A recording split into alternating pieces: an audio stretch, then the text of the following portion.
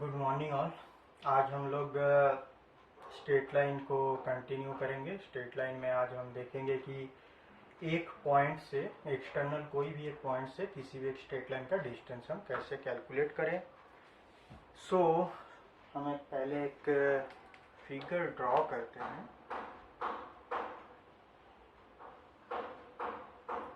Suppose ये x axis है, ये बना वाई एक्सिस। कोई भी एक स्ट्रेट लाइन सपोज ये है और ये एक एक्सटर्नल पॉइंट है P, जिसका coordinate suppose this x1, y1। इसका ये AB एक स्ट्रेट लाइन है।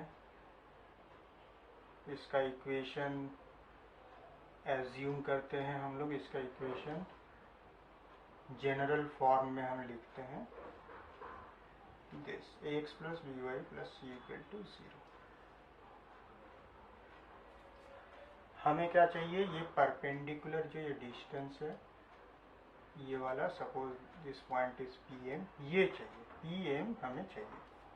हमने एक डिस्टेंस अभी कैलकुलेट किया है अभी तक। पिछले लेक्चर में हमने देखा कि ये लाइन को हम अगर नॉर्मल फॉर्म में इस इक्वेशन को लिख दें तो ओरिजिन से इसका डिस्टेंस हमें मिल सकता है।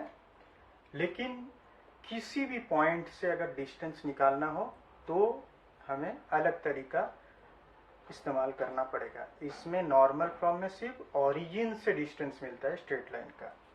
ये हमें डिफरेंस नोट करके रखना है। नॉर्मल फॉर्म का डिस्टेंस होता है ओरिजिन से स्ट्रेट लाइन का परपेंडिकुलर डिस्टेंस। यहाँ पे कैलकुलेट करने के लिए हम क्या करेंगे ना, इस पॉइंट को सपोज हम नाम देते हैं Q, इसको R। तो RP ज्वाइन कर दिया और इधर QP ज्वाइन कर दिया, ठीक है। अब AX प्लस ये दोनों पॉइंट पहले हमें चाहिए, वो कैसे मिल सकता है। जनरल फॉर्म को हम अगर इंटरसेप्ट फॉर्म में कन्वर्ट करें तो ये दोनों पॉइंट आराम से मिल जाएंगे, क्योंकि हमें इंटरसेप्ट फॉर्म को देख के ही एक्स इंटरसेप्ट और वाई इंटरसेप्ट ये दोनों का लेंथ मिल जाता है। X intersection point and Y axis में इंटरसेक्शन पॉइंट दोनों मिल जाते हैं। तो हम इसको ऐसे, पिछले लेक्चर में हमने एक्सप्लेन किया था ये कैसे कन्वर्ट कर सकते हैं। हम इसे कन्वर्ट कर सकते हैं। अब इसे देख के हम बता सकते हैं कि इसका कोऑर्डिनेट रहेगा -c/a, 0, और इसका होगा 0, -c/b, 0, दिस, एंड ये होगा दिस, 0। अब यहाँ पे एक प्रॉपर्टी हम यूज करते हैं। इसका एरिया हम दो तरीके से कैलकुलेट कर सकते हैं। फर्स्ट इज ट्रायंगल का एरिया क्या है, PQR। Area of triangle PQR, हमारे पास फॉर्मूला है half into x1 into y2 minus y3 plus x2 into y3 minus y1। वो जो फॉर्मूला है उसको यूज करेंगे। ये 3 पॉइंट है। क्या क्या पॉइंट है एक बार यहाँ लिख लेते हैं ताकि हमें फॉर्मूला पुट करने में आसानी हो।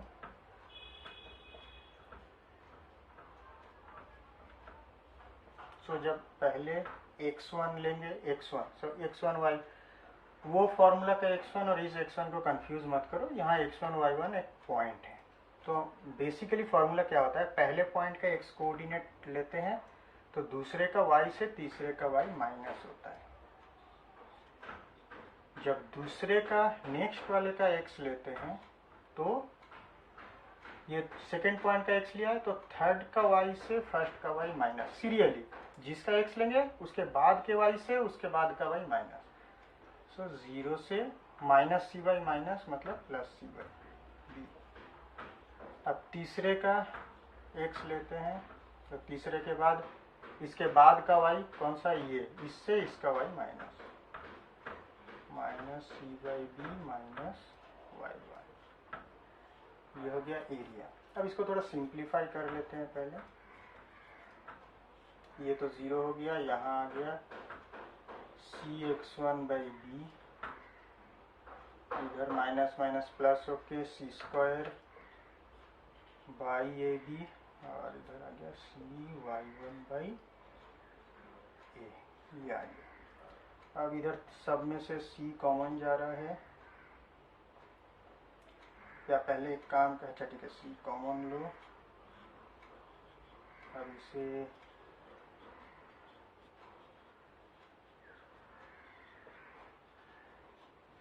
कैलकुलेट, इसको ऐड करते हैं, क्या होता है अंदर, ये आता है A X one B Y one plus C. ये पॉइंट तो हमने ऐसे ही रफ में लिखा था, इसको हटा देते हैं, कोई ज़रूरत नहीं है। So A X one plus C by A B, ये आया हमारा एरिया। ठीक है, सो ये एक एरिया है। अब हम एरिया को एक दूसरे तरीके से कैलकुलेट करते हैं। This is area using the formula. अब दूसरा सिंपल एक तरीका, half into base into height, वो फॉर्मूला यूज करेंगे। Area of this half into base, क्या है यहाँ पे, base is suppose R Q into height is PM जो कि हमें कैलकुलेट करना है। सो अब हमें आर क्यू क्या पता है, आर क्यू हमें कैलकुलेट करना है। ठीक है, अब हमारे पास आर है, क्यू है, तो आर क्यू क्या होगा, distance formula, X coordinate minus X coordinate, so 0 से माइनस सी बाई ए, अगर माइनस करते हैं तो ओनली सी बाई ए रह जाता है, उसका होल स्क्वायर। इससे 0 को माइनस करते हैं, मतलब यही रह जाता है माइनस सी बाई बी, उसका होल स्क्वायर, मतलब सी बाई बी का होल स्क्वायर। ये हो गया R Q into P M as it is. So यहाँ से हमें क्या मिला, ए स्क्वायर बी स्क्वायर है तो सी स्क्वायर, तो सी को यहाँ से हम कॉमन ले सकते हैं, और तो क्या रहा 1 by A square plus 1 by B square. अब इसको अगर ऐड करेंगे तो क्या होगा, A square plus B square by A square B square है, तो वो by A square B square को बाहर एज ए बी हम निकाल ली। सो देखो, ये एक तरीके से एरिया है और ये दूसरे तरीके से, so this too should be equal, तो हम इन दोनों को क्या करते हैं, इक्वल करते हैं। हम इन दोनों को इक्वल करते हैं। सो यहाँ से क्या कैलकुलेशन होता देखते हैं, सी बाई टू गया, ये ए बी इस ए बी के साथ गया, तो क्या हुआ, A X one plus B Y one plus C equal to this. Sorry, यहाँ पे तो इंटू ये पीएम था, ये तो हम चेंज नहीं कर सकते, ये रहेगा। So this into PM equal to this. So PM क्या हुआ,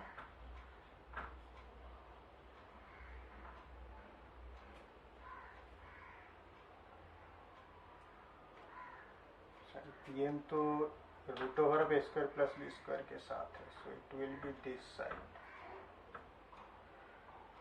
सो पीएम विल बी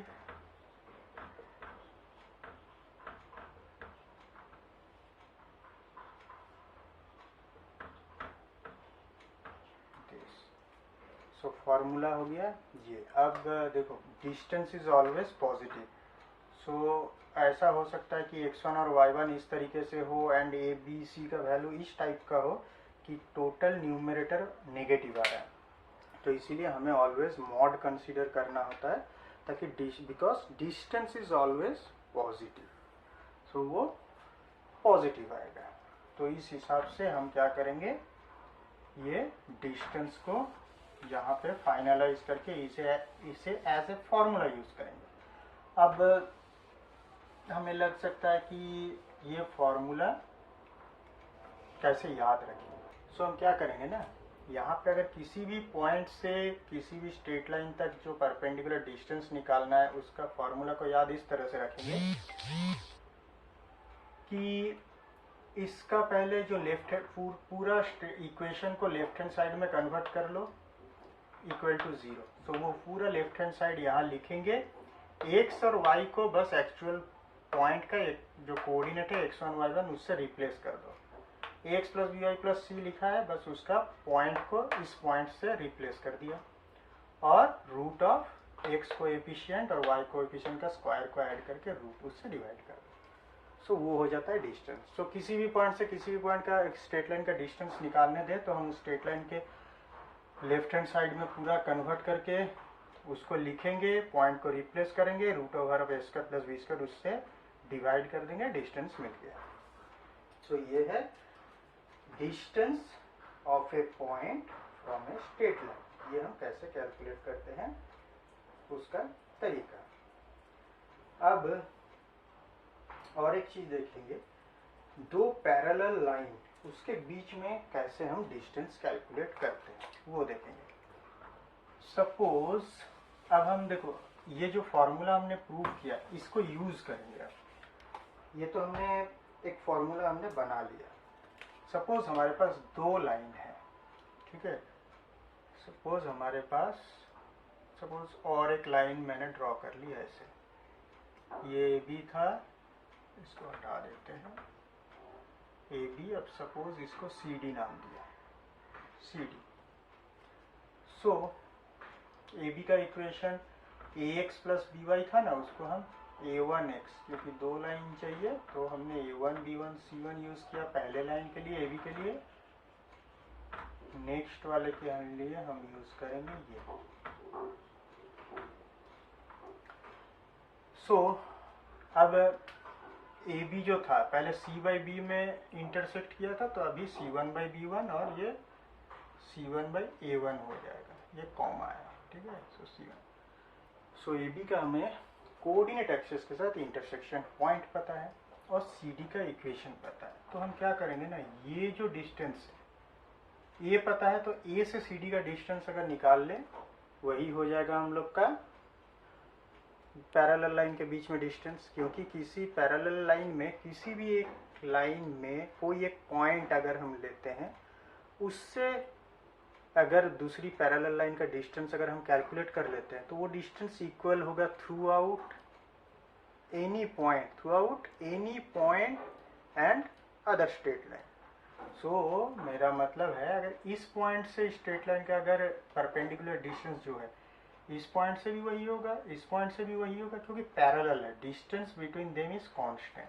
तो हम यहाँ हमें पॉइंट पता है तो यहीं से निकालते हैं। सो अब किसी भी पॉइंट से किसी भी स्ट्रेट लाइन का जैसे फॉर्मूला जो है, सो आर एल क्या होगा, आर एल डिस्टेंस हमें कैलकुलेट करना है। This is what mod. अब क्या है, जिस स्ट्रेट लाइन इसके ऊपर हमें परपेंडिकुलर ड्रॉ करके इस स्ट्रेट लाइन तक हमें डिस्टेंस कैलकुलेट करना है। तो हम क्या करेंगे, पहले उसका लेफ्ट हैंड साइड में फुल फॉर्म को लिख के उसको लिखेंगे ऊपर। अब x कोएफिशिएंट y कोएफिशिएंट को स्क्वायर करके डिवाइड करेंगे। अब x और y को ये कोऑर्डिनेट जिस पॉइंट से डिस्टेंस निकालेंगे उसको पुट कर देंगे। तो ये a2 इंटू एक्स के जगह 0 आ गया और y की जगह minus of c1 by b1 आ गया। अब सो डिस्टेंस क्या सिंप्लीफाई करेंगे, ये तो 0 हो गया। So this is minus b2 c1 plus b1 c2 ऊपर हुआ, नीचे b1 जो है वो नीचे आ गया, रूट ओवर ऑफ। देखो हमने क्या किया यहाँ पे क्या किया, हमने दोनों को पैरेलल लाइन लिखा है। लेकिन अब एक चीज हमने इक्वेशन, लेकिन इक्वेशन जो हमने लिखा है उसमें पैरेलल लाइन कहीं भी, हमने पैरेलल लाइन दोनों को एज्यूम करके डिस्टेंस सब कैलकुलेट वैसे किया है, लेकिन लाइन एक्चुअली इक्वेशन पैरेलल कब होते हैं हमें पता है। हमें थोड़ी देर पहले हमने देखा जब एक्स कोएफिशिएंट का रेशियो इक्वल टू, पिछले लेक्चर में देखा वाई कोएफिशिएंट का रेशियो होता है, तभी दोनों लाइन पैरेलल्स होती है। तो उससे हम क्या कह सकते हैं, उससे हम क्या कह सकते हैं, actually X coefficient and Y coefficient दोनों इक्वल होते हैं, इसको हम प्रूफ कर सकते हैं। ठीक है, जैसे अगर इसको हमने के लिखा, ठीक है, सो A2 का वैल्यू क्या हुआ, A2 इज A1 बाई के। चलो इससे सपोज ये A2 ही है, सपोज ये A2 है, हम इसको भी शो कर देते हैं। सो A2 क्या होगा, A1 बाई के x प्लस B2 हो गया B1 बाई के y plus C2 equal to 0। So simplify करते हैं, A1x plus B1y plus C2k equal to 0। अब C2k एक कांस्टेंट है, उसको हमने C3 लिखो या कुछ भी लिखो। सो देखो एक्चुअली पैरेलल लाइन का इक्वेशन क्या आता है, x और y का जो कोएफिशिएंट है वो दूसरी पैरेलल लाइन से इक्वल होगा, A1x प्लस B1y। तो इसीलिए जब पैरेलल हम लिखें, कोई भी इक्वेशन लिखेंगे, A1x प्लस B1y, जो xy इसमें है वही xy का कोएफिशिएंट भी इसमें रहेगा विथ सेम साइन, बट जो कांस्टेंट है जो ऐड किया गया वो चेंज हो जाएगा। तो वो C3 C2 कुछ भी हो, बस C1 से अलग और एक कुछ होगा। सो उस हिसाब से ये हम एग्जैक्ट मतलब पैरेलल बोल रहे हैं, बट पैरेलल होता कब है, जब दोनों का x कोएफिशिएंट और y कोएफिशिएंट सेम हो, तभी दो लाइंस पैरेलल होती है। सो अब एक्चुअल अगर इसको कंसीडर करके हम आगे बढ़ते, तो मतलब A1 की जगह A2 और B1 की जगह B2 अगर हम पुट करते यहाँ पे, तो क्या होता है, अब लास्ट में पुट कर लेते हैं, बट अगर पहले ही इस हिसाब से कैलकुलेट करते तो भी आंसर यही आता है।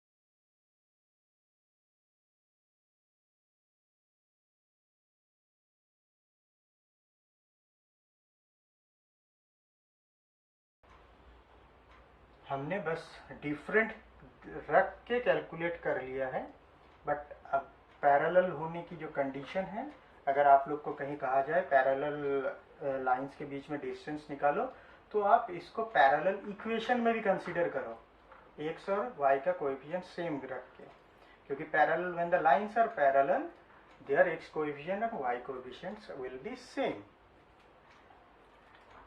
मैंने ये समझाने के लिए डिफरेंट लेके कैलकुलेट किया है। अब दोनों को सेम कर दिया यहाँ, तो यहाँ भी सेम कर देंगे। क्या करेंगे, a1 को a2, b1 के b2 के साथ मैच कर देते हैं। सो इसका मतलब a2 की जगह, यहाँ a2 की जगह a1 और b2 की जगह b1 पुट किया है, यहाँ भी वही करते हैं। तो यहाँ बाहर b1 रह गया, यहाँ a2 की जगह a1, b2 की जगह b1 लिख दिया, यहाँ भी b2 की जगह b1, और इधर C2 तो सेम रहेगा, C2 इज डिफरेंट। सो देखो यहाँ पे B1 कॉमन जा रहा है, जो कि इस B1 के साथ कट गया। तो क्या आता है, ऊपर रह गया C2 माइनस C1 रह गया, नीचे रह गया A1 square plus B1 square. ठीक है, इसका मोड। सो ये है दोनों लाइन पर पैरेलल है, उसके बीच में डिस्टेंस। सो अब दो लाइन को, पैरेलल लाइन को देख के डिस्टेंस कैसे निकालेंगे, कांस्टेंट टर्म को माइनस कर दो न्यूमरेटर में, डिनोमिनेटर में just root over of X coefficient और वाई कोएफिशिएंट का स्क्वायर को ऐड करके डिवाइड कर दो। अब उसका जो मॉड है, मॉड्यूलस, वो इसलिए लिया जाता है क्योंकि same reason, distance can not be negative. So हम मॉड्यूलस लेते हैं, मॉड्यूलस लेके हम कैलकुलेट करते हैं। ठीक है, अब अगर कहा जाए कि दो लाइन के बीच में डिस्टेंस निकालो, अगर हमें अगर कहा जाए दो पैरेलल लाइन है हमारे पास, उनके बीच में डिस्टेंस कैलकुलेट करना। Suppose 2x plus 9y plus 1 equal to 0, and अगर इसको दिया गया ऐसे 4x plus 18y equal to -3, calculate the distance between these two lines. तो देखो इस तरह से थोड़ा चेंज करके प्रॉब्लम को दिया जाएगा, बट हमें देख के ये समझना है दिस मीन्स व्हाट। देखो 2 कॉमन है दोनों से, सो ये 2x प्लस 9y 2 से दोनों साइड डिवाइड करके हम ऐसे लिख सकते हैं। So actually x and y coefficient of these and these are same except the constant part. So अब पूरा को लेफ्ट साइड में ले आओ,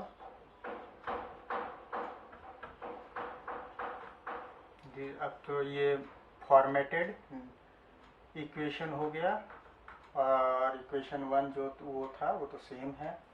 अब डिस्टेंस बिटवीन दीज टू क्या होता है, डिस्टेंस इज कांस्टेंट टर्म का minus by root of A square plus B square 9। सो ये क्या हुआ, 81 एंड 4 85, और यहाँ पे हुआ minus half. So distance will be, minus को हटा के मॉड है, सो प्लस दिस। ऐसे हम ये अप्रोच करेंगे। तो कभी कभी क्या होता है कि पैरेलल लाइंस को इस टाइप से भी दिया जाता है, जो कि हम देखेंगे कि इसको जस्ट सॉल्व करें। 2 है कॉमन, तो उससे डिवाइड कर दिया, तो एक्चुअली एक्स एंड वाई पहला इक्वेशन का इक्विवेलेंट आ रहा है। तो वहाँ से हमें इजीली पता चल जाता है कि ये पैरेलल लाइन से अब हम डिस्टेंस निकाल सकते हैं।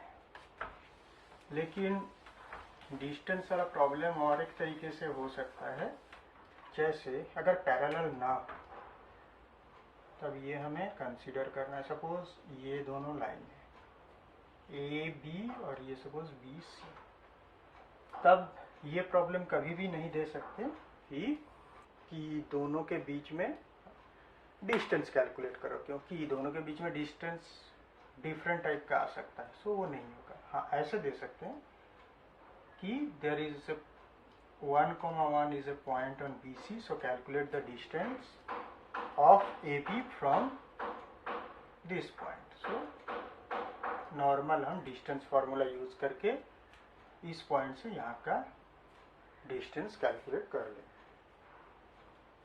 अब तो वैसे हमने डिस्टेंस वाला भी देख लिया। अब अगर हमें कहा जाए कि सपोज हमें 4 पॉइंट दिए गए हैं पैरेललोग्राम, ठीक है। पैरेललोग्राम पहले हम नहीं करेंगे क्योंकि हमें पैरेललोग्राम ही प्रूव करना होगा। Suppose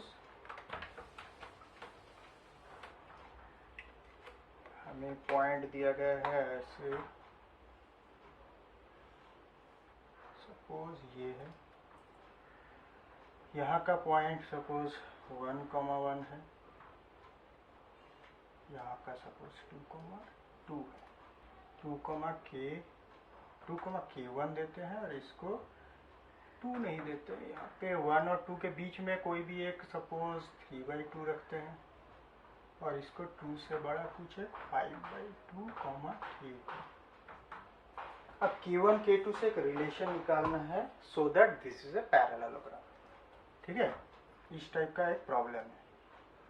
so A B C D 4 point का नाम दो। अब हमें क्या पता है, ये दोनों पैरेलल लाइन है, ठीक है। ये दोनों क्या है, पैरेलल लाइन। तो ए बी पैरेलल दिस। सो यहाँ पे हम क्या कर सकते हैं, ये दोनों पॉइंट का स्लोप जो है, कितना है slope, y2 minus y1 by x2 minus x1। So कितना है 1। This should be slope using this two. तो क्या आएगा, k2 minus k1 by 5/2 minus 3/2।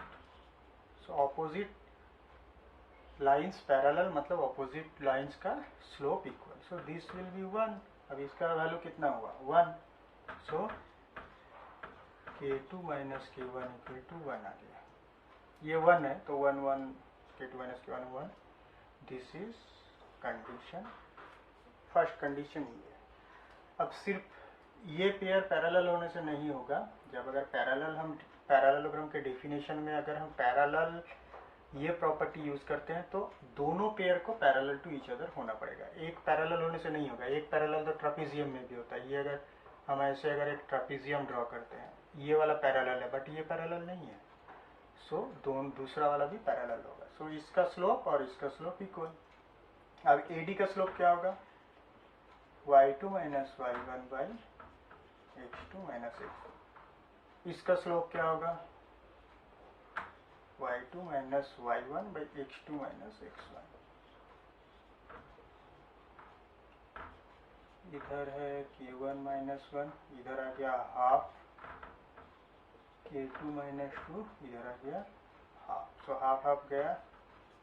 So k1 equal to k2 minus 1। सो देखो k2 माइनस k1 क्या है, इधर से भी इक्वल टू 1। सो दोनों पैरेलल होने का condition is k2 minus k1 equal to 1। So k2 और k1 में ये कंडीशन रहना पड़ेगा, तभी ABCD will be A parallelogram, ठीक है। इस हिसाब से हमने जैसे एक पैरेललोग्राम की एक प्रॉपर्टी यूज की, जो प्रॉपर्टी यूज करने का तरीका यूजिंग स्लोप हमें पता है, तो हमने जो प्रॉपर्टी हम यूज कर सकते हैं उसे ही यूज करेंगे। जैसे ऑपोजिट पैरेललोग्राम में क्या होता है, opposite sides are equal, but equal करेंगे तो उसमें डिस्टेंस फॉर्मूला में एक रूट ओवर ऑफ साइन आ जाएगा, तो उससे हो सकता है हैंडल करने में दिक्कत हो। तो स्लोप यूज करके आसान होता है। वैसे ही अगर कहा गया 4 पॉइंट दिए गए, अब इसका इक्वेशन दिया गया है a1x plus b1y plus c1 equal to 0। ये है स्क्वायर और इसका इक्वेशन डेफिनेटली ये पैरेलल है, तो x और y वाला पोर्शन तो सेम होगा, बस इसका कांस्टेंट चेंज हो जाएगा। सो इसका क्या है, suppose a2x plus b2y plus c3 equal to 0। तो ये पैरेलल है तो इसका भी x और y वाला पोर्शन सेम होगा, यहाँ पर कांस्टेंट c4। सो हमें find the condition so that these 4 lines या intersection point of these 4 lines form a square. So हम स्क्वायर की कंडीशन देंगे। डिस्टेंस बिटवीन दीज टू, मतलब ये साइड का लेंथ क्या होता है, distance between these two lines is what, A B C D नाम दे देते हैं पहले, A B C and D. तो A B is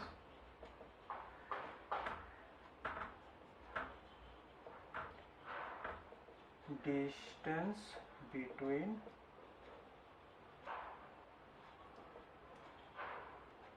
a1x plus b1y plus c1 equal to 0 and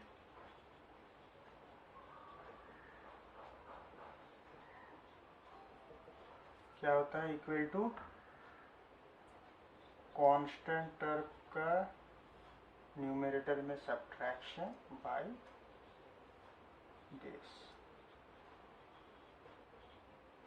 this is A B. Similarly अगर हमें चाहिए C D तो हो गया बी सी, ए बी हो गया, B C is distance between these two. तो हम अब उतना नहीं लिखते हैं, c3 minus c4 constant term का minus by root over of, यहाँ देखो a2 b2 हमने चेंज कर दिया, a2x plus b2 sorry a2 square plus b2 square. So first condition is square means this equal to this, nearby sides are equal, ठीक है, ये दोनों side equal है, पैरेलल का भी इक्वल होगा तो ये दो भी इक्वल है। So this equals to this, ये एक कंडीशन 1। ये हम पूरा सॉल्व नहीं करेंगे क्योंकि ये बहुत बड़ा प्रॉब्लम हो जाएगा, क्योंकि स्क्वायर की सारी प्रॉपर्टी यूज करनी पड़ेगी। बट मुझे जो सिखाना था वो ये है कि अगर इक्वेशन दिया हुआ रहे तो डिस्टेंस फार्मूला यूज करके, distance between two line use करके हम स्क्वायर का साइड कैलकुलेट कर सकते हैं। साइड ये हुआ। अब ये दोनों साइड क्या होता है, एक दूसरे के परपेंडिकुलर होते हैं। सो इसका स्लोप इंटू इसका स्लोप -1। अब इसका स्लोप कैसे निकालते हैं, अभी थोड़ी देर पहले हमने डिस्कस किया था कि minus of x coefficient by y coefficient. इसका स्लोप क्या होता है, थोड़ी देर पहले सॉरी शायद पिछले लेक्चर में हमने डिस्कस किया था कि माइनस ऑफ x को जनरल फॉर्मेट में है तो minus of x coefficient by y coefficient, या हम इसको y equal to mx plus c में कन्वर्ट करके भी देख सकते हैं, बट इक्वेशन को देख के बताना हो तो minus of x coefficient by y coefficient. ये इसका स्लोप, इसका हो गया minus of x coefficient by y coefficient. This m1 m2 equal to -1। सो a1 a2 equal to minus of b1 b2, ये एक कंडीशन हो गया। सो देखो दोनों nearby side equal and perpendicular. So इससे क्या होता है, तो ये स्क्वायर हो गया। हमारे पास अलग अलग प्रॉपर्टी है, distance these two equal to these two, diagonal equal and diagonal perpendicular, वो भी कर सकते थे, बट हमें इंटरसेक्शन पॉइंट नहीं पता है तो इसलिए हम उसमें नहीं जाएंगे। जो पता है उससे हमने दो कंडीशन निकाली, वो सफिशिएंट है to prove this as a square. हमने परपेंडिकुलर कर दिया साइड और साइड्स इक्वल कर दिए, ठीक है, और पैरेलल तो है ही side by the given equation. So opposite sides are parallel, मतलब ये ऑलरेडी पैरेललोग्राम तो है बाय गिवन कंडीशन, ठीक है, क्योंकि ऑपोजिट साइड्स पैरेलल, इक्वेशन दिया हुआ ही है। हमने क्या किया, नियर बाय साइड मतलब एडजेसेंट साइड इक्वल कर दिया हमने। सो हमने क्या किया, एडजेसेंट साइड इक्वल कर दिया। तो अब स्टेप बाय स्टेप सोचो, जो पैरेललोग्राम था ऑपोजिट साइड पैरेलल, उसका नियर बाय साइड या एडजेसेंट साइड अगर इक्वल कर देते हैं तो वो बन जाता है, इक्वल करने से थोड़ा छोटा करके ड्रॉ, ये रोम्बोस बन जाता है। अब रोम्बस का देखो चारों साइड इक्वल है, सारी प्रॉपर्टीज पैरेललोग्राम की भी है। अब रोम्बस को जब स्क्वायर बनाना हो, जब इस एंगल को जस्ट हम 90 डिग्री कर देते हैं। चारों साइड इक्वल है तो यहाँ भी चारों साइड इक्वल करके हमने जस्ट उसे साइड को 90 डिग्री कर दिया। सो एक 90 करने से ये कंडीशन और साइड इक्वल करने से ये कंडीशन, तो this condition, this equal to this and this together forms a condition for this ABCD to be a square। ठीक है, सो ये थोड़ा टफ साइड में था प्रॉब्लम, बट और लेकिन यहाँ जितना टफ दिख रहा है उतना टफ नहीं होगा जब एक्चुअल वैल्यूज दिए हुए रहेंगे, क्योंकि ये 1 2 ये 3 4 रहा तो ये छोटे छोटे वैल्यू निकलेंगे। सो ये फॉर्मेट उतना टफ नहीं जैसा कि दिख रहा है यहाँ पे, उतना नहीं, बट मैंने तो बस जनरल फॉर्म में एक प्रोसेस डिस्क्राइब करने की कोशिश की है। सो हमने आज जो सीखा है वो थोड़ा एडवांस साइड में है, बट आप लोग को प्रैक्टिस करना पड़ेगा एक्सरसाइज, तब ये सब कुछ आसान लगेंगे। सो आज के लिए बस इतना ही। Thank you.